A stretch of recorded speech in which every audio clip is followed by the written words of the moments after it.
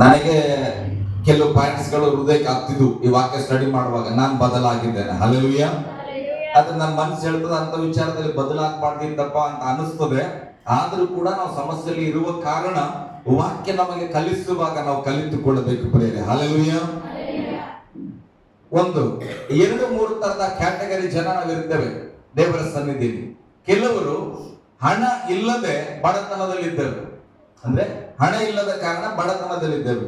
ಕೆಲವರು ಹೇಗೆ ಅಂದ್ರೆ ಹಣ ಇದ್ದರೂ ಕೂಡ ಬಡತನದಲ್ಲಿ ಇರುತ್ತಾರೆ, ಹಲ್ಲೆಲೂಯಾ. ಸಂಪಾದನೆ ಹೆಚ್ಚಿದ್ದರೂ ಕೂಡ ಬಡತನದಲ್ಲಿ ಇರುವ ಪರಿಸ್ಥಿತಿಯನ್ನು ನಾವು ನೋಡಿದ್ದೇವೆ. ಸಂಪಾದನೆ ಇಲ್ಲದೆ ಇರುವ ಕಾರಣ ಬಡತನದಲ್ಲಿ ಇರುವುದನ್ನು ನಾವು ಗಮನಿಸ್ತೇವೆ. ದುಡಿಮೆನೇ ಇಲ್ಲದ ಕಾರಣ ಹಿಂಸೆಯಲ್ಲಿ ಇರೋದನ್ನು ಕೂಡ ನಾವು ಗಮನಿಸ್ತೇವೆ, ಹಲ್ಲೆಲೂಯಾ. ಕೆಲವು ಕಡೆ ಭಕ್ತಿ ಇಲ್ಲದೆ ಬಡತನದಲ್ಲಿದ್ದಾರೆ, ಕೆಲವರು ಭಕ್ತಿ ಇದ್ದು ಕೂಡ ಪ್ರಾರ್ಥನೆ ಇದ್ದು ಕೂಡ ಬಡತನದಲ್ಲಿದ್ದಾರೆ. ಹಾಗಾಗಿ ದೇವರ ಮಕ್ಕಳಿಗೆ ಯಾಕೆ ಬಡತನ ಇದೆ ಅನ್ನೋದು ಪ್ರಶ್ನೆ, ನನ್ನ ಪ್ರಶ್ನೆ. ನಾನು ದೇವರಿಗೆ ಕೇಳ್ತೇನೆ, ಸ್ವಾಮಿ ನಾವು ಯಾಕೆ ಸ್ಟ್ರಗಲ್ ಮಾಡ್ತಾ ಇದ್ದೇವೆ ಫೈನಾನ್ಸಿಯಲ್ ವಿಚಾರದಲ್ಲಿ ಅಂತ. ಅದಕ್ಕೆ ದೇವರು ಕೆಲವು ವಿಷಯಗಳನ್ನು ಮಾತನಾಡಿದ್ರು. ನಾವು ಯಾವುದರಲ್ಲಿ ಇದ್ದೇವೆ ಅದಕ್ಕೆ ನಮ್ಮ ಬೆನ್ನನ್ನು ನಾವು ತಟ್ಕೊಳ್ಳೋಣ, ಹಲ್ಲೆಲೂಯಾ. ಯಾವ ಪಾಯಿಂಟ್ ಅಲ್ಲಿ ಗಣಿತದಲ್ಲಿ ಪಾಸ್ ಇದ್ರೆ, ಗಣಿತ ಸ್ವಾಧ್ಯಾಯ ನಿಮಗೆ 99 ಬಂದಿದೆ ಅಂದ್ರೆ ಯಾರು ಹೋಗಿ ಬೆನ್ ತಟ್ಟದ್ ಬೇಡ. ಆಕೆ ಮನಸ್ಸಿಗೆ ಗೊತ್ತಾಗ್ತದ, ನಾನು 99 ಬಂದಿದೆ ಅಂದ್ರೆ ಅಯ್ಯಮ್ಮ ತನ್ನ ಭುಜವನ್ನ ತಾನು ತಟ್ಟಿ ಕೊಡ್ತಾಳ, ಹಲ್ಲೆಲೂಯಾ. ಕನ್ನಡದಲ್ಲಿ ತಟ್ಟಿ ಬಂದ್ರೆ ಏನಮ್ಮ ಸ್ವಂತ ಲ್ಯಾಂಗ್ವೇಜ್ ಅಲ್ಲಿ ನೀನು ಫೇಲ್ ಆಗಿದೆ ಅಂತ ಹೇಳಿದ್ರೆ ಯಾರು ಅವಮಾನ ಪಡಿಸೋದ್ ಬೇಡ. ಆಕೆ ಮನಸ್ಸನ್ನ ಆಕೆ ಎಚ್ಚರಿಸ್ಕೊಡ್ತಾಳೆ, ಕನ್ನಡದಲ್ಲಿ ನಾನು ಗ್ರೌತ್ ಆಗ್ಬೇಕು, ಹಲ್ಲೆಲೂಯಾ. ಅಂದ್ರೆ ಯಾವ ಭಾಗದಲ್ಲಿ ನಿಂತಿದ್ದೇವೆ ಸಂತೋಷ ಪಡ್ರಿ. ಯಾವ ವಿಷಯದಲ್ಲಿ ಹೌದು ಈ ಆಲೋಚನೆ ತಪ್ಪಾಗಿ ನಾನು ಹಣದ ಸಮಸ್ಯೆ ಇದ್ದೇನೆ ಅಂತ ಅನಿಸಿದ್ರೆ ಅದರಲ್ಲಿ ನಾವು ಬದಲಾವಣೆ ಆಗೋಣ, ಹಲ್ಲೆಲೂಯಾ. ಗಟ್ಟಿಯಾಗಿ ಹಲ್ಲೆಲೂಯಾ. ಉಪಯೋಗ ಇದೆನಾ ಈ ಸಬ್ಜೆಕ್ಟ್? ಇಲ್ಲ, ಓಕೆ. ಉಪಯೋಗ ಇದ್ರೆ ನಾನು ಮಾತಾಡ್ತಾನೆ, ಇಲ್ಲ ಅಂದ್ರೆ ನಾನು ಯಾವ್ದಾದ್ರು ಒಂದು ನಂಬಿಕೆ ಬಗ್ಗೆ ಪ್ರಸಂಗ ಮಾಡಿ ಮನೆಗೆ ಹೋಗ್ತೇನೆ, ಹಲ್ಲೆಲೂಯಾ. ಓಕೆ, ಮೊದಲದಾಗಿ ಬರ್ಕೊಳ್ಳೋರಿದ್ರೆ ದಯಮಾಡಿ ಬರ್ಕೊಡ್ರಿ, ಬಹಳ ಕಷ್ಟಪಟ್ಟಿನಿ. ಒಂದನೇದು, ಇದು ಹಣದ ಸಮಸ್ಯೆಗೆ ಕಾರಣ ಇದು, ಹಲ್ಲೆಲೂಯಾ. ಮೊದಲನೇದು ದೇವರಿಂದ ದೂರ ಆಗುವುದು. ಮೊದಲನೇ ಕಾರಣ ಏನು? ದೇವರಿಂದ ದೂರ ಆಗುವ ಕಾರಣ ನಿಮ್ಮನ್ನ ಹಣಕಾಸಿನ ವಿಷಯಗಳಲ್ಲಿ ತೊಂದರೆಗೆ ಗುರಿ ಮಾಡುವಂತದ್ದಾಗಿದೆ, ಹಲ್ಲೆಲೂಯಾ. ಅಂದ್ರೆ ಯಾವ ಮನುಷ್ಯನು ದೇವರಿಂದ ದೂರ ಆಗುತ್ತಾನೋ ಆತನು ಹಣಕಾಸಿನ ವಿಷಯಗಳಲ್ಲಿ ಸಮಸ್ಯೆಗೆ ಗುರಿಯಾಗಬಹುದು. 99% ಅದು ಸಾಧ್ಯ, ಹಲ್ಲೆಲೂಯಾ. ಯಾಕೆ ಹೇಳ್ತೀರಿ ಪಾಸ್ಟ್ರೆ ಅನ್ನೋದಾದ್ರೆ ಒಂದು ಉದಾಹರಣೆಯಾಗಿ ವಚನವನ್ನ ನಾವು ಓದೋಣ. ಮತ್ತಾಯನ ಬರೆದ ಸುವಾರ್ತೆ 6ನೇ ಅಧ್ಯಾಯ 33ನೇ ವಚನವನ್ನ ನಾವು ಓದೋಣ.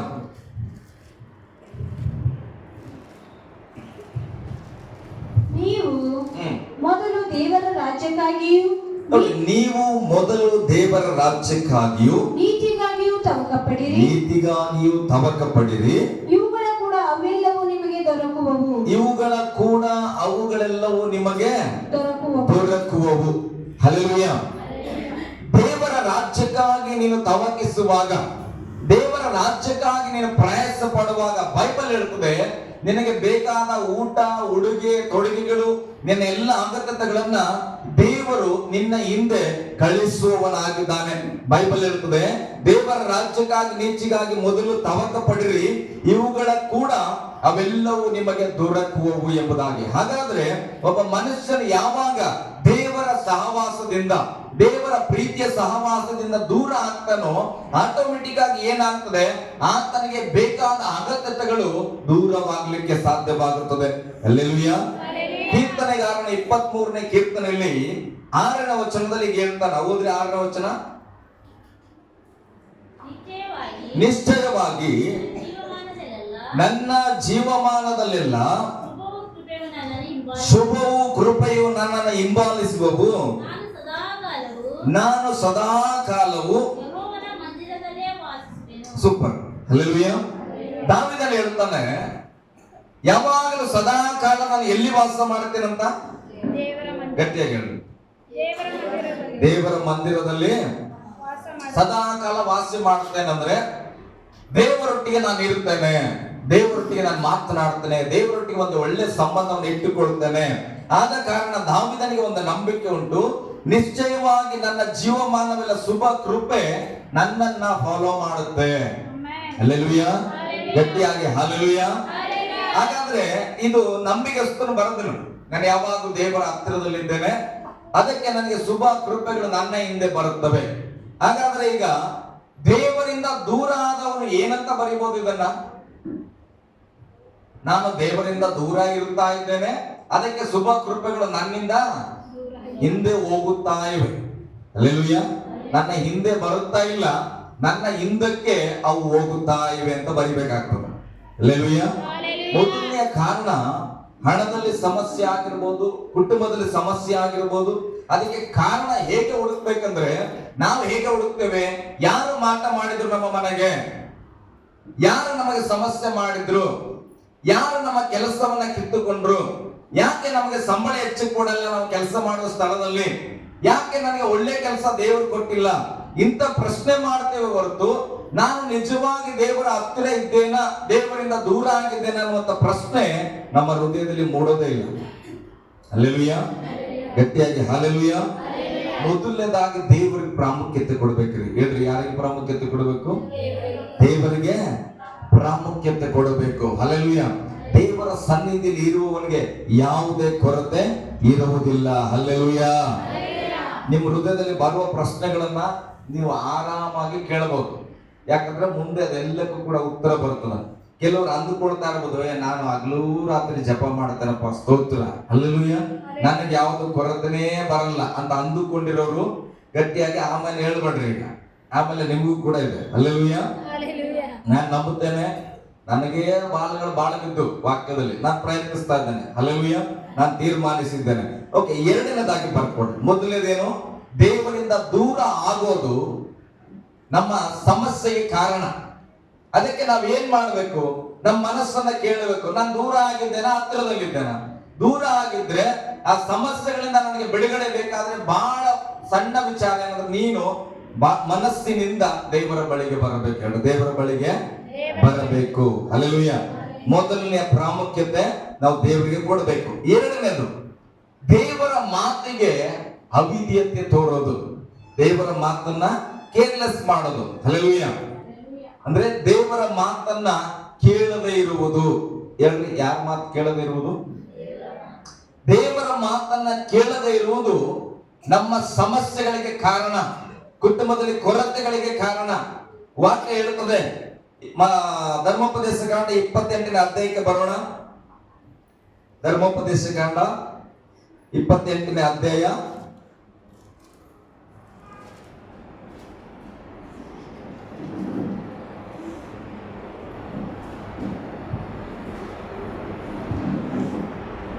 3ನೇ ವಚನ ಓದ್ರಿ. ನಿಮಗೆ ಊರಲ್ಲಿಯೂ ಅಡವಿಯಲ್ಲಿಯೂ, ನೋಡ್ರಿ, ನಿಮಗೆ ಊರಲ್ಲಿಯೂ ಅಡವಿಯಲ್ಲಿಯೂ ಶುಭ ಉಂಟಾಗುವುದು. ನಿಮ್ಮ ಸಂತಾನಗಳು ವ್ಯವಸಾಯಗಳು, ದನ ಕುರಿ ಮುಂತಾದ ಪಶುಗಳಿಗೂ ಸ್ತೋತ್ರ. ಹಲ್ಲೆಲೂಯಾ. ನಿಮ್ಮ ಊರಲ್ಲಿ, ನೀವು ಊರಲ್ಲಿ ಇದ್ದೀರಿ, ಊರಲ್ಲಿ ಆಶೀರ್ವಾದ ಇರ್ತದ. ಕಾಡಲ್ಲಿ ಇದ್ರಿ, ಕೆಲವರು ಹೊಲದಲ್ಲಿ ಮನೆ ಮಾಡ್ಕೊಂಡಿರಿ, ಹೊಲದಲ್ಲಿ ಆಶೀರ್ವಾದ ಇರ್ತದ. ನಿಮಗೆ ಸಂತಾನ ಮಕ್ಕಳಿದ್ದಾರೆ, ಅವರನ್ನ ದೇವರು ಆಶೀರ್ವದಿಸ್ತಾನ. ಕೆಲವರು ವ್ಯವಸಾಯ ಮಾಡ್ತೀರಿ, ಕೆಲವರು ದನ ಕುರಿಗಳನ್ನ ಸಾಕ್ತೀರಿ, ಪಶುಗಳಿವೆ, ಇವೆಲ್ಲದಕ್ಕೂ ಕೂಡ ಶುಭವು ಉಂಟಾಗುವುದು. ಆಮೇಲೆ ಹೋದ್ರಿ, ನಿಮ್ಮ ಪುಟ್ಟಿಗಳಿಗೂ ಕೊಡವಿಗಳಿಗೂ ಶುಭ ಉಂಟಾಗುವುದು. ನೀನು ಕೆಲಸಕ್ಕೆ ಹೋಗುವಾಗಲೂ ಬರುವಾಗಲೂ ಶುಭ ಉಂಟಾಗುವುದು. ನಿಮ್ಮ ಮೇಲೆ ಬರುವ ಶತ್ರುಗಳು, ನೋಡ್ರಿ, ನಿಮ್ಮ ಮೇಲೆ ಯಾರಾದ್ರೂ ಶತ್ರುಗಳು ಬಂದ್ರೆ ನಿಮ್ಮಿಂದ ಸೋತು ಹೋಗುವಂತೆ ಮಾಡುವನು. ಅವರು ಒಂದು ದಾರಿಯಿಂದ ನಿಮ್ಮ ಮೇಲೆ ಬಂದರು, ಹಲ್ಲೆಲೂಯಾ. ಆಮೆನ್ ಹೇಳ್ರಿ ಗಟ್ಟಿಯಾಗಿ, ಹಲ್ಲೆಲೂಯಾ. ದೇವರ ವಾಕ್ಯ ನೋಡ್ರಿ, ನೀವು ಅಡವಿಯಲ್ಲಿ ಇದ್ರೆ ಆಶೀರ್ವದಿಸಲ್ಪಡ್ತೀರಿ, ಕಾಡಲ್ಲಿ ಇದ್ರೆ, ಮನೆಯಲ್ಲಿ ಇದ್ರೆ, ಊರಲ್ಲಿ ಇದ್ರೆ, ವ್ಯವಸಾಯ ಮಾಡಿದ್ರೆ, ಕೆಲಸ ಮಾಡ್ತೀಯ, ಮಕ್ಕಳಿದಾರ, ಎಲ್ಲರನ್ನ ಕೂಡ ದೇವರು ಎಲ್ಲಾ ಸಮಯದಲ್ಲಿ ಆಶೀರ್ವದಿಸಲ್ಪಡ್ತಾರೆ. ಬದ್ರಿ ತಮ್ಮ ಇಲ್ಲಿ ಸೈಡ್ ಕೊಡ್ಬೇಕು, ಬದ್ರಿ ಹೋಗಿ ಮನೆ ಒಳಗೆ ಅಡಿಗೆ ಮನೆಯಲ್ಲಿ ತೆಂಗಿನ ಗಿಡ ನೆಟ್ಟಿ ಮರ ಆಗಿದ್ಮೇಲೆ ಏನಾಗ್ತದೆ? ಅಡಿಗೆ ಮನೆ ಹೊಡೆದೋಗ್ತದೆ. ಹಲ್ಲೆಲೂಯಾ. ಮಕ್ಕಳನ್ನ ಅದಕ್ಕೆ ನಾವು ಬಿತ್ತುವಾಗಲೇ ಮಕ್ಕಳಿಗೆ ಏನನ್ನ ಬಿತ್ತಬೇಕು, ಯಾವ ಜ್ಞಾನ ಕೊಡಬೇಕು, ಏನಾಗ್ಬೇಕು ಮಕ್ಕಳಂತ ಮೊದಲೇ ಯೋಚನೆ ಮಾಡಿ ಮಕ್ಕಳಿಗೆ ಬುದ್ಧಿಯನ್ನ ಕಲಿಸ್ಬೇಕು. ಹಾಗಾಗಿ ರಸ್ತೆಯಲ್ಲಿ ಕೂತ್ಕೊಳ್ಳೋದನ್ನ ಕಲಿಸ್ಬಾರ್ದು. ಹಲ್ಲೆಲೂಯಾ. ಓಕೆ, ವಾಪಸ್ ನಾವು ವಾಕ್ಯದ ಕಡೆಗೆ ಬರೋಣ. ವಾಕ್ಯದಲ್ಲಿ ನಾವು ಗಮನಿಸಿದ್ವಿ. 2ನೇ ಪಾಯಿಂಟ್ ನಾನು ಏನ್ ಹೇಳಿದ್ದೇನೆ, ದೇವರ ಮಾತಿಗೆ ಅವಿಧೇಯತೆ ತೋರೋದು. ಈ ಅವಿಧೇಯತೆಗೂ ನಾನು ಹೇಳ್ತಿರೋ ವಾಕ್ಯಕ್ಕೂ ಸಂಬಂಧ ಇಲ್ಲಲ್ಲ. ಇಲ್ಲಿ ವಚನ ಹೇಳ್ತದೆ, ದೇವರ ನಿಮ್ಮನ್ನ ಅಡವಿಯಲ್ಲಿ ಆಶೀರ್ವಾದ ಮಾಡುವನು, ಮನೆಯಲ್ಲಿ ಊರಲ್ಲಿ ಇದ್ರೆ ಆಶೀರ್ವಾದ ಮಾಡುವನು, ನೀವು ಎಲ್ಲೇ ಕೆಲಸಕ್ಕೆ ಹೋಗ್ರಿ ಬನ್ರಿ ಯಾವಾಗಲೂ ಶುಭವನ್ನ ನಿಮಗೆ ಉಂಟು ಮಾಡುವೆನು, ನಿಮ್ಮ ಮೇಲೆ ಬರುವ ಶತ್ರುಗಳಿಂದ ನಿಮಗೆ ಬಿಡುಗಡೆಯನ್ನ ಕೊಡುವೆನು ಎಂಬುದಾಗಿ. ಹಲ್ಲೆಲೂಯಾ. ಗಟ್ಟಿಯಾಗಿ ಹಲ್ಲೆಲೂಯಾ. ಈ ವಚನ ಕೇಳಿದಾಗ ನನಗೆ ಬಹಳ ಸಂತೋಷ. ನಾನು ಏನ್ ಮಾಡ್ತೇನೆ, ಆಮೇನ್ ಅಂತೇನೆ. ನೀವು ಹಂಗೆ ಆದ್ರೆ ಆಮೇನ್ ಹೇಳಿ, ಗಟ್ಟಿಯಾಗಿ ಹೇಳ್ರಪ್ಪ. ಓಕೆ, ಈಗ 2ನೇ ವಚನ ಓದ್ ಮಗ. ನಿಮ್ಮ ಕಣಜಗಳು ಯಾವವು? 2ನೇ ವಚನ. ನಿಮ್ಮ ದೇವರಾದ ಯೆಹೋವನ ಮಾತಿಗೆ, ನಿಮ್ಮ ದೇವರಾದ ಯೆಹೋವನ ಮಾತಿಗೆ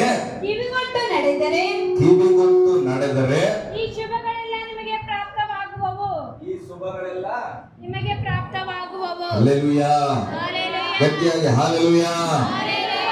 ನೀನು ಹೊಲದಲ್ಲಿದ್ರು ಬ್ಲೆಸ್ಸಿಂಗ್ ಆಗ್ಬೇಕು, ಊರಲ್ಲಿದ್ರೆ ಆಶೀರ್ವಾದ ಆಗ್ಬೇಕು. ಅವರಾದು ಬೀದರು, ಹೈದರಾಬಾದ್, ಎಲ್ಲಿ ಆದ್ರೂ ಇರು, ನೀನು ಎಲ್ಲೇ ಇದ್ರು ಕೂಡ ದೇವರು ನಿನ್ನನ್ನು ಆಶೀರ್ವಾದ ಮಾಡ್ಲಿಕ್ಕೆ ಸಕ್ತನು. ನಿನಗೆ ಶುಭ ಉಂಟ ಮಾಡ್ಲಿಕ್ಕೆ ದೇವರಿಗೆ ಮನಸ್ಸುಂಟು.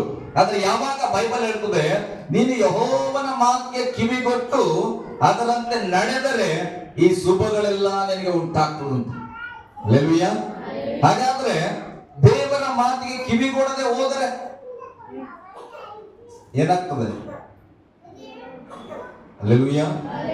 ಇಲ್ಲೇ ಇರೋರು ಗಟ್ಟಿಯಾಗಿ ಒಂದು ಹಲ್ಲೆಲೂಯಾ, ಹಲ್ಲೆಲೂಯಾ.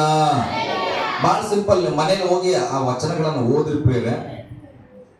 ದೇವರ ಮಾತಿಗೆ ಕಿವಿಗೊಟ್ರೆ ಇದೆಲ್ಲ ಬ್ಲೆಸ್ಸಿಂಗ್ಸ್ ಇದೆ ಅಂದ ಮೇಲೆ, ದೇವರ ಮಾತಿಗೆ ಕಿವಿಗೊಡದೆ ಹೋದ್ರೆ ಇದ್ಯಾವುದು ನಮಗೆ ಫಲಿಸಲ್ಲ ಅಂತ ಅದರ ಅರ್ಥ. ಹಲ್ಲೆಲೂಯಾ. ಗಟ್ಟಿಯಾಗಿ ಹಲ್ಲೆಲೂಯಾ.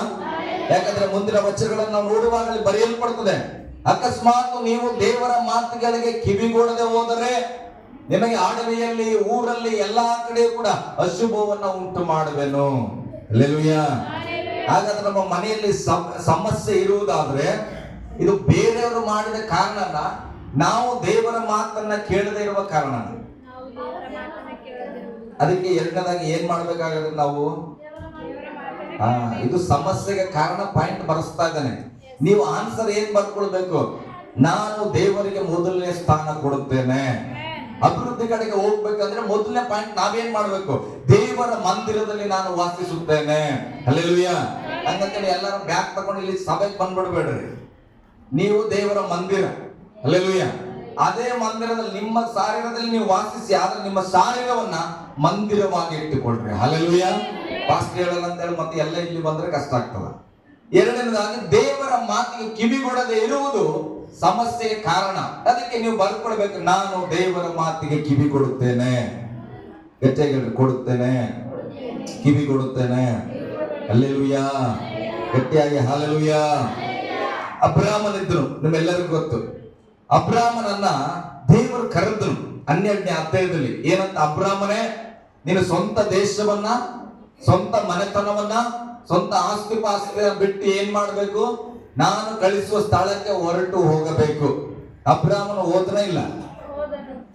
ಏನ್ ಕೇಳಿಸ್ಕೊಂಡು ಹೋದನು? ದೇವರ ಮಾತನ್ನ ಕೇಳಿಸಿಕೊಂಡು ಆತನು ಹೋದನು. ಹಲ್ಲೆಲೂಯಾ. ಈಗ ನನ್ನ ಜಾಗಕ್ಕೆ, ನಿಮ್ಮ ಜಾಗಕ್ಕೆ ಬಂದು ದೇವರು ಏನಾದ್ರೂ ಹೇಳ್ಬಿಟ್ನಂತ ಇಟ್ಕೊಡ್ರಿ. ಅರಸೆ, ಸತ್ಯಮ್ಮ, ಶಿವರಾಣಿ, ನೀವು ನಿಮ್ಮ ಯಾವರಾದನ್ ಬಿಟ್ಟು, ಈ ಸಭೆಯನ್ನು ಬಿಟ್ಟು ನೀನು ಪಾಕಿಸ್ತಾನಕ್ಕೆ ಹೋಗು, ನನ್ನ ಮಾತು ಕೇಳಿ ಅಂತ ದೇವ್ರು ಹೇಳಿದ್ದೇನೆ. ನಾವು ಹೋಗ್ತೇವ? ನಾ ಅದಕ್ಕೆ ನಮ್ಮನ್ನು ತೆಗೆದುಕೊಂಡೆ. ಹೋಗ್ತೇವ? ಸ್ವಾಮಿ ಯಾಕೆ, ಇಲ್ಲಿ ಏನ್ ಪ್ರಾಬ್ಲಮ್ ಆಯ್ತು ಹೇಳ್ತೇವ ಇಲ್ಲ ಮಗ? ಇಲ್ಲಿ ಏನ್ ಸಮಸ್ಯೆ ಆಯ್ತು ಸ್ವಾಮಿ? ಯಾಕೆ ಇಲ್ಲಿ ಸರಿಯಾಗಿ ಸೇವೆ ಮಾಡಿಲ್ಲ ನಾವು? ಪಾಕಿಸ್ತಾನಕ್ಕೆ ಯಾಕೆ ಹೋಗ್ಬೇಕು? ಹೆಂಗ ಹೋಗ್ಬೇಕು? ಟಿಕೆಟ್ ಯಾರು ಕೊಡ್ತಾರೆ? ಅಲ್ಲಿ ಹೋಗಿ ನಾವು ಎಲ್ಲಿ ಉಳ್ಕೊಳ್ಬೇಕು?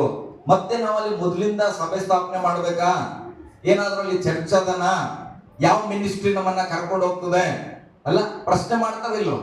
ಸಾವಿರಾರು ಪ್ರಶ್ನೆ ಬರ್ತದ ನಮ್ಮ ಮನಸ್ಸಲ್ಲಿ. ಇದ್ದದನ್ನೆಲ್ಲ ಬಿಟ್ಟು ನೀನು ಬರಿಗೈಯಲ್ಲಿ ನಿನ್ನ ಹೆಂಡತಿ ತಗೊಂಡು ಬಾ ಅಂತ ಹೇಳಿದ್ರೆ ಪ್ರತಿಯೊಬ್ಬ ಮನುಷ್ಯನಿಗೂ ಕ್ವಶನ್ ಬಂದೇ ಬರ್ತದೆ. ಆದ್ರೆ ಅಬ್ರಾಮನು ದೇವರ ಮಾತಿಗೆ ವಿಧಿಯನಾದನು. ಹಲ್ಲೆಲೂಯ, ಗಟ್ಟಿಯಾಗಿ ಹಲ್ಲೆಲೂಯ. ಎಷ್ಟರ ಮಟ್ಟಿಗೆ ವಿಧಿಯನಾದನು? ತನ್ನ ಸ್ವಂತ ಪ್ರದೇಶವನ್ನು ಬಿಟ್ಟು, ತನ್ನ ಮನೆತನವನ್ನು ಬಿಟ್ಟು, ನೆಂಟರಿಷ್ಟರನ್ನೆಲ್ಲ ಬಿಟ್ಟು ಆತನ ಗೊತ್ತು ಗುರಿ ಇಲ್ಲದ ಸ್ಥಳಕ್ಕೆ ಹೋದನು. ದೇವರ ಆ ವಿಧಿಯತೆಯನ್ನು ಮೆಚ್ಚಿ ಒಂದು ಸುಂದರವಾದ ಗಂಡು ಮಗು ಕೊಟ್ಟನು. ಹಲ್ಲೆಲೂಯ. ಗಂಡು ಮಗು ಕೊಟ್ಟು ಅದು ಬೆಳೀತಾ ಇದೆ. ಸ್ವಲ್ಪ ಬಾಲಕನಾದಾಗ ದೇವರು ಕೇಳಿದ್ನು, ಯೆಹೋವನು ಮಾತಾಡಿದ, ಅಬ್ರಾಮನೇ, ನಿನ್ನ ಒಬ್ಬನೇ ಮಗನನ್ನ ನನಗೆ ಯಜ್ಞವಾಗಿ ಅರ್ಪಿಸಬೇಕು. ಹಲ್ಲೆಲೂಯ. ಈಗ ದೇವರು ಹೇಳಿದ ಮಾತಿಗೆ ಅಬ್ರಾಮನ್ ಏನ್ ಮಾಡಿದ್ರು?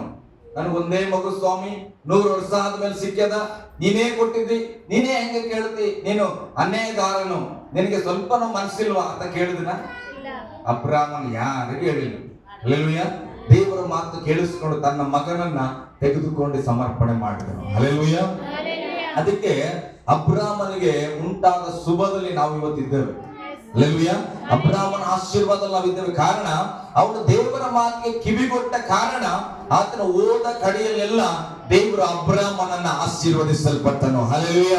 ದೊಡ್ಡ ಜನಾಂಗವಾಗಿ ಮಾಡಿದನು. ಬೈಬಲ್ ಹೇಳ್ತದೆ, ಒಂದು ಸಣ್ಣ ಕುಲದಿಂದ ದೊಡ್ಡ ಕುಲವನ್ನಾಗಿ ನಾನು ಮಾಡ್ತೇನೆ, ಒಬ್ಬ ಸಣ್ಣ ಮನುಷ್ಯನಿಂದ ದೊಡ್ಡ ಜನಾಂಗವನ್ನಾಗಿ ಮಾಡುತ್ತೇನೆ. ಇದು ಯಾವಾಗ ಸಾಧ್ಯವಾಗ್ತದೆ? ದೇವರ ಮಾತಿಗೆ ಕಿವಿಗೊಡುವುದಾದರೆ. ಹಲ್ಲೆಲೂಯ, ಗಟ್ಟಿಯಾಗಿ ಹಲ್ಲೆಲೂಯ. ದೇವರ ಮಾತಿಗೆ ಕಿವಿಗೊಡದೆ ಹೋದರೆ ನಾವು ಖಂಡಿತ ಕೊರತೆಯಲ್ಲಿ ಇರುತ್ತೇವೆ. ಹಲ್ಲೆಲೂಯ. ಕೊರತೆಯಲ್ಲಿ ನಾವಿರುತ್ತೇವೆ. ಗಟ್ಟಿಯಾಗಿ ಹೇಳ್ರಿ, ದೇವರ ಮಾತಿಗೆ ಅವಿಧೇಯತೆಯನ್ನು ತೋರಿದರೆ ಕೊರತೆಯಲ್ಲಿ ಇರಬೇಕಾಗುತ್ತದೆ. ಅದಕ್ಕೆ ನಾನು ವಿಧೇಯತೆ ಉಳ್ಳವನಾಗಿರುತ್ತೇನೆ. ಹಲ್ಲೆಲೂಯ, ಗಟ್ಟಿಯಾಗಿ ಹಲ್ಲೆಲೂಯ. 22ನೇ ಅಧ್ಯಾಯ ಆದಿಕಾಂಡ 22:16 ವಚನ ಒಂದ್ ಸ್ವಲ್ಪ ಓದ್ರಿ ಅಬ್ರಾಮನ ಬಗ್ಗೆ. ಅದಾದ್ಮೇಲೆ ನಾನು ಮುಂದೆ ಹೋಗ್ತೇನೆ.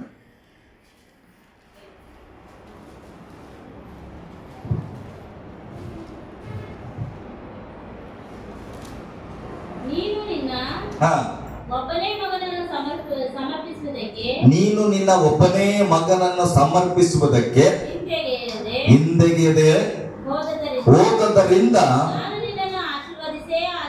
ನೋಡಿ, ದೇವರು ಹೇಳಿದ್ರು, ನನ್ನ ಮಾತಿಗೆ ವಿಧಿಯನಾಗಿ ಒಬ್ಬನೇ ಮಗನನ್ನು ಕೂಡ ಕೊಡುವುದಕ್ಕೆ ಹಿಂಜರಿಯದೆ ಹೋದ ಕಾರಣ ನಿನ್ನನ್ನು ನಾನು ಆಶೀರ್ವದಿಸುವೆನು. ಹಲ್ಲೆಲೂಯ. ಯಾವ ವ್ಯಕ್ತಿ ದೇವರ ಮಾತಿಗೆ ವಿಧೇಯತೆ ಉಳ್ಳವನಾಗಿರ್ತಾನೋ ಅವನನ್ನ ಯಾರು ಆಶೀರ್ವಾದ ಮಾಡ್ತಾರೋ ಇಲ್ಲವೋ, ಆದ್ರೆ ದೇವರಂತೂ ಆಶೀರ್ವದಿಸುವನು. ಹಲ್ಲೆಲೂಯ, ಗಟ್ಟಿಯಾಗಿ ಹಲ್ಲೆಲೂಯ. ನಾವು ಅದು ಮಾಡದೆ ದೇವರು ಪೇತ್ರನಿಗೆ ಹೇಳಿದನು. ಪೇತ್ರನು ರಾತ್ರಿ ಎಲ್ಲ ಪ್ರಯಾಸ ಪಟ್ಟು ಆ ಸಮುದ್ರದಲ್ಲಿ ಮೀನು ಹುಡುಕಿದ್ರು ಸಿಕ್ಕಿಲ್ಲ. ಅಂತ ಸಂದರ್ಭದಲ್ಲಿ ಆತನ ದೋಣಿಯಲ್ಲಿ ಪ್ರಯಾಣ ಮಾಡಿ ಯೇಸು ಸ್ವಾಮಿ ಹೇಳ್ತಾನ, ಮೀನಿಗಾಗಿ ಬಲಗಡೆಗೆ ನಿನ್ನ ಬಲೆಯನ್ನ ಬೀಸಪ್ಪ ಎಂಬುದಾಗಿ. ಹಲ್ಲೆಲೂಯ. ಆ ಸಂದರ್ಭದಲ್ಲಿ ಆತನು ಕೂಡ ಹೇಳಿದ್ರ, ಅಯ್ಯ ರಾತ್ರಿ ಎಲ್ಲ ಪ್ರಯಾಸ ಪಟ್ಟಿನಪ್ಪ, ಏನು ಸಿಕ್ಕಿಲ್ಲ, ಆದ್ರೆ ನಿನ್ನ ಮಾತಿನ ಮೇರೆಗೆ ಬಲೆ ಹಾಕ್ತಾನೆ. ಹಲ್ಲೆಲೂಯ. ನಾನು ಯೋಚಿಸ್ತಾ ಇದ್ದೆ, ಮನೆಯಲ್ಲಿ ಕೂಡ ನಾನು ಡಿಸ್ಕಷನ್ ಮಾಡ್ತಾ ಇದ್ದೆ. ನಮ್ಮ ಮನೆಯಲ್ಲಿ ಒಂದು ದೋಣಿ ಅಂದ್ರೆ ಅಮ್ಮಮ್ಮ ಅಂದ್ರೆ ಒಂದ್ ಸ್ವಲ್ಪ ಇಷ್ಟು, ಈ ನಮ್ಮ ಸಭೆ ಅಷ್ಟೇ ದೊಡ್ಡ ದೋಣಿ ಇತ್ತಂತ ಇಟ್ಕೊಳ್ರಿ. ಈ ದೋಣಿಯಲ್ಲಿ ಪ್ರಯಾಣ ಮಾಡ್ತಾ ಇರ್ಬೋದು. ಹಾಗಾದ್ರೆ ಬಲಗಡೆಯಲ್ಲಿ ಹಾಕಿದ್ರೆ ಸಿಗುವ ಮೀನು ಎಡಗಡೆಗೆ ಹಾಕಿದ್ರೆ ಸಿಗಲ್ಲ, ಒಂದೇ ಸಮುದ್ರ. ಹಾಗಾದ್ರೆ ಇದನ್ನ ಕೇಳಬಹುದಾಗಿತ್ತು, ಸ್ವಾಮಿ ಈ ಕಡೆ ಸಿಗ್ತದ ಅಂದ್ಮೇಲೆ ಈ ಕಡೆಗೂ ಹಾಕ್ಬೋದಲ್ಲ. ಹಲ್ಲೆಲೂಯ, ಗಟ್ಟಿಯಾಗಿ ಹಲ್ಲೆಲೂಯ. 10:00 ಹೋದ್ರೆ ಆಶೀರ್ವಾದ ಬರ್ತದಂದ್ಮೇಲೆ 11 ಗಂಟೆಗೆ ಹೋದ್ರು ಕೂಡ ಬರ್ತದಲ್ಲ. ಇದು ನಮ್ಮ ಪ್ರಶ್ನೆ. ಆದ್ರೆ ಪೇತ್ರನ ಹಂಗೆ ಮಾಡೇನ? ಸ್ವಾಮಿ ಎಡಗಡೆಗೆ ಹಾಕ್ತೇನೆ, ನಾನು ಈ ಕಡೆ ಹತ್ರದಲ್ಲಿ ಇದ್ದೇನೆ ಅಂದನ? ಇಲ್ಲ, ಬಲಗಡೆಯಲ್ಲಿ ಹಾಕಂದ್ರೆ ಬಲಗಡೆಯಲ್ಲಿ ಹಾಕಿದ್ನು. ನಾನು ಯೋಚನೆ ಮಾಡ್ತಾ ಇದ್ದೆ, ಯಾಕೆ ಹಂಗ ಹಾಕಿರ್ಬೇಕು ಅಂತ, ಯಾಕೆ ದೇವ್ರ ಹಂಗೆ ಹೇಳಿರ್ಬೇಕು? ಹಲ್ಲೆಲೂಯ. ಉದಾಹರಣೆಗೆ ದೇವರು ಸಮಸ್ತವನ್ನ ಅರಿತ ದೇವರು, ಸಮಸ್ತದ ಮೇಲೆ ಅಧಿಕಾರವುಳ್ಳ ದೇವರು. ಮೊನ್ನೆ ಸ್ಟಡೀಸ್ ಅಲ್ಲಿ ಕೂಡ ಕಲ್ತ್ಕೊಂಡು ಏನಂತ, ಎಲ್ಲ ಅಧಿಕಾರ ಯಾರಿಗೆ ಕೊಡಲ್ಪಟ್ಟಿದೆ? ಬೈಬಲ್ ಸ್ಟಡೀಸ್ ಅಲ್ಲಿ ಇದ್ದವ್ರು ಹೇಳಿ, ನಿಮಗೆ ಗೊತ್ತು, ನೀವು ಕೂಡ ಯೇಸುವಿಗೆ ಕೊಡಲ್ಪಟ್ಟಿದೆ. ಹಲ್ಲೆಲೂಯ. ಅದಕ್ಕೆ ರಾತ್ರಿ ಎಲ್ಲ ಮೀನಿಲ್ಲದೆ ಹೋದ್ರು ಕೂಡ ಯೇಸು ಸ್ವಾಮಿ ಬಲಗಡೆಯಲ್ಲಿ ಬಲೆ ಹಾಕಂದ ತಕ್ಷಣ ಮೀನ್ ಸಿಕ್ಕಿದ್ದು. ಕಾರಣ ಮೀನಿಗೂ ಅಪ್ಪಣೆ ಕೊಟ್ಟಿರ್ಬೇಕು ದೇವರು, ಬಲೆ ಬೀಸಿದ ತಕ್ಷಣ ನೀನ್ ಬರಬೇಕೆಂಬುದಾಗಿ. ಹಲ್ಲೆಲೂಯ, ಗಟ್ಟಿಯಾಗಿ ಹಲ್ಲೆಲೂಯ. ವಿಧೇಯತೆ ಅನ್ನೋದು ಬಲಗಡೆ ಬಲೆ ಹಾಕಪ್ಪ ಅಂದ ತಕ್ಷಣ ಬಲೆ ಹಾಕೋದು ವಿಧೇಯತೆ. ಎಡಗಡೆ ಹಾಕಿದ್ರೆ ಯಾಕೆ ಸಿಗಲ್ವಾ ಅನ್ನೋದು ಅಧಿಕ ಪ್ರಸಂಗ ತಾನೆ. ಹಲ್ಲೆಲೂಯಾ. ರಾತ್ರಿ ಎಲ್ಲ ನೀನ್ ಕಷ್ಟಪಟ್ಟಿದ್ದ ಆಗದ ನಿನ್ ಕೈಲಿ ಆಗಲ್ಲ ಅಂದ ಮೇಲೆ ದೇವರದ್ದು ಉಪಾಯ ಕೊಡ್ತಾ ಇದ್ದಾನೆ. ಆ ಉಪಾಯಕ್ಕೆ ನೀನು ಮತ್ತೊಂದು ಉಪಾಯ ಹೇಳಬಾರದು. ಹಲ್ಲೆಲೂಯಾ. ಕೆಲವರು ಪ್ರಾರ್ಥನೆಗೆ ಬರ್ತಾರೆ. ಕೆಲವು ಹಳ್ಳಿಗಳಲ್ಲಿ ಹೋದಾಗ ಪ್ರಾರ್ಥನೆ ಮಾಡಿಸ್ಕೊಳ್ಳಿಕ್ ಬಂದಾಗ ಸಮಸ್ಯೆಗಳನ್ನೆಲ್ಲ ಒಂದು ಕಡೆ ಶೇರ್ ಮಾಡ್ತಾರೆ. ಸಮಸ್ಯೆಗಳನ್ನೆಲ್ಲ ಹೇಳಿ ಪ್ರಾರ್ಥನೆ ಮಾಡ್ರಿ ಸರ್, ದೇವ್ರು ಏನ್ ಹೇಳ್ತಾನೆ ನೋಡೋಣ ಅಂದ್ರೆ ಸ್ತೋತ್ರ. ಹಲ್ಲೆಲೂಯಾ. ಸಮಸ್ಯೆ ಎಲ್ಲ ಹೇಳಿ ಸರ್ ಇದು ಹಿಂಗ ಆಗ್ಬೇಕು ಅಂತ ಪ್ರೇಯರ್ ಮಾಡ್ರಿ. ಹಲ್ಲೆಲೂಯಾ. ಈಗ ಸಮಸ್ಯೆ ನಿನಗೆ ಗೊತ್ತು ಏನಂತ, ಆ ಸಮಸ್ಯೆ ಹೇಗೆ ಬಗೆಹರಿಬೇಕಂತ ಕೂಡ ಗೊತ್ತು ನಿನಗೆ. ಮತ್ತೆ ಪ್ರೇಯರ್ ಕೊನೆಯ ಒಂದು ಪ್ರೇಯರ್ ನನಗೆ ಯಾಕೆ ಹೇಳ್ತೇನೆ, ನೀನೇ ಮಾಡ್ಕೋಬಹುದಲ್ಲ. ಅರ್ಥ ಆಗ್ತದೆ ನಾ ಹೇಳುದು? ನಿನಗೆ ಸಮಸ್ಯೆ ಇದೆ, ಆ ಸಮಸ್ಯೆಯಿಂದ ನಿನಗೆ ಬಿಡುಗಡೆ ಆಗ್ತಾ ಇಲ್ಲ, ನಿನ್ ಸಮಸ್ಯೆಲಿದ್ಯಾ, ಗೊಂದಲದಲ್ಲಿದ್ಯಾ. ಅದಕ್ಕೆ ಒಬ್ಬ ಸೇವಕನ ಬಳಿನೋ ದೇವರ ಬಳಿಯೋ ಬಂದಾಗ ಸಮಸ್ಯೆ ಹೇಳಿದ ಮೇಲೆ ಸಮಸ್ಯೆಗೆ ಪರಿಹಾರನ ದೇವರಿಂದಲೋ ಸೇವಕರಿಂದಲೋ ಕೇಳ್ತೀಯಾ, ಅಥವಾ ಪರಿಹಾರವನ್ನು ಕೂಡ ನೀನೇ ಹೇಳಿದ ಮೇಲೆ ಸಮಸ್ಯೆ ನಿಂದು ಪರಿಹಾರ ನಿಂದು, ಪ್ರಾರ್ಥನೆ ಯಾಕೆ ಪಾಸ್ಟರ್ದು? ಹಲ್ಲೆಲೂಯಾ. ಅಂದ್ರೆ ನಮಗೆ ದೇವರು ಹೇಗೆ ಬಿಡುಗಡೆ ಮಾಡ್ತಾನೆ, ದೇವರ ಮಾತೇನು ಅದು ಬೇಕಾಗಿಲ್ಲ, ನಾವ್ ಹೇಳುವ ರೀತಿಯಲ್ಲೇ ಬಿಡುಗಡೆ ಮಾಡ್ಕೊಡ್ಬೇಕು ದೇವರು. ದೇವರಿಗಿಂತ ಶಕ್ತರ ನಾವು. ಸಮಸ್ತ ಅಧಿಕಾರ ಯಾರಿಗಿದೆ? ಗಟ್ಟಿಯಾಗಿ ಯೇಸುಗಿದೆ. ಅಂದ್ಮೇಲೆ ಯೇಸುವಿನ ಬಳಿಯಲ್ಲಿ ಬರುವಾಗ ಸಮಸ್ಯೆ ಅಷ್ಟೇ ತೆಗೆದುಕೊಂಡು ಬಂದಲ್ಲಿ ಇಡಬೇಕೆ ಹೊರತು ಪರಿಹಾರನು ನಮ್ಮ ಮನೆಯಿಂದ ತರಬಾರ್ದು. ಈಗ ಮಕ್ಕಳು ಉದಾಹರಣೆ, ಮಕ್ಕಳು ಗಲಾಟೆ ಮಾಡ್ತಾ ಇರ್ಕೊಂತ ಇಟ್ಕೊಡು, ಪ್ರಾರ್ಥನೆ ಮಾಡ್ರಿ ಸರ್ ಅಂತ ಹೇಳ್ರಿ. ನಾನು ಶ್ವೇತಕ್ಕೆ ಫ್ರೆಂಡ್ಲಿ ನಾನು ಮಾತಾಡ್ತೇನೆ, ಅವ್ರಿಗೊಂದು ಸಾಕ್ಷಿ ನಾನು ಹೇಳ್ತೇನೆ. ಸ್ಟಾರ್ಟಿಂಗ್ ಅಲ್ಲಿ ಅಣ್ಣ ಹೆಚ್ಚಾಗಿ ಸಭೆಗೆ ಸಮಯ ಕೊಡಕ್ ಆಗ್ತಿದ್ದಿಲ್ಲ, ಕಾರಣ ಅವ್ರ ಕೆಲಸ ಕಾರ್ಯಗಳು. ಅಕ್ಕ ನನಗೆ ಯಾವಾಗ ಹೇಳೋರು, ಸರ್ ನನ್ನ ಫ್ಯಾಮಿಲಿ ಆಗಿ ಬರ್ಬೇಕು ಸರ್, ಯೇಸೋಣ ಕೂಡ ಪ್ರಾರ್ಥನೆ ಬರ್ಬೇಕು ಸರ್, ನೀವು ಹಿಂಗಾದ್ರೂ ಮಾಡಿ ಏನ್ ಮಾಡ್ರಿ, ಯೇಸೋಣಿಗೆ ಫೋನ್ ಮಾಡಿ ಸಂಡೆ ಪ್ರಾರ್ಥನೆಗೆ ಬಾ ಅಂತ ಕರೀರಿ ಸರ್ ಅಂತ ಹೇಳಿದ. ಯಾವಾಗ ಅವ್ರ ಹೃದಯದಲ್ಲಿ ಏನ್ ಬಾಯಕ್ಕೆ ಅಂದ್ರೆ ನಾನು ನನ್ನ ಗಂಡ ಇಬ್ರು ಸಭೆಗೆ ಬರ್ಬೇಕು. ಅದಕ್ಕೆ ಅವ್ರ ಮನಸ್ಸಲ್ಲೇನು, ಪಾಸ್ಟ್ ಹೇಳಿದ್ರೆ ಅವ್ರು ಬರ್ತಾರ, ಪ್ರೀತಿ ಇದೆ ಪಾಸ್ಟ್ ಮೇಲೆ, ಅದಕ್ಕೆ ಬರ್ತಾರಂತ. ಆದ್ರೆ ನನ್ನ ಮನಸ್ಸಲ್ಲಿ ಏನು, ನನ್ನ ಮೇಲೆ ಇಟ್ಟುವ ಗೌರವವನ್ನ ಅಡ್ವಾಂಟೇಜ್ ಮಾಡ್ಕೊಳ್ಬಾರ್ದು. ಯಾಕಂದ್ರೆ ನಾನು ಹೇಳ್ತೇನೆ ಅಣ್ಣ ಬರ್ಬೇಕು ನೀವು ಅಂತಂದಾಗ, ಅಯ್ಯೋ ಪಾಸ್ಟ್ ಕರೆದಾಗ ಹೋಗಿಲ್ಲ ಅಂದ್ರೆ ಬೇಜಾರು ಮಾಡ್ಕೊಳ್ತಾರ ಅಂತ ಬರ್ತಾರ. ನಾನು ಶ್ವೇತಕ್ಕ ಹೇಳ್ಬೇಕು, ಫೋನ್ ಮಾಡ್ತೇನೆ ಅಕ್ಕ, ಫೋನ್ ಮಾಡ್ತೇನೆ ಒಂದು ದಿನ 2 ದಿನ ಅದಲ್ಲ, ವರ್ಷಗಟ್ಲೆ.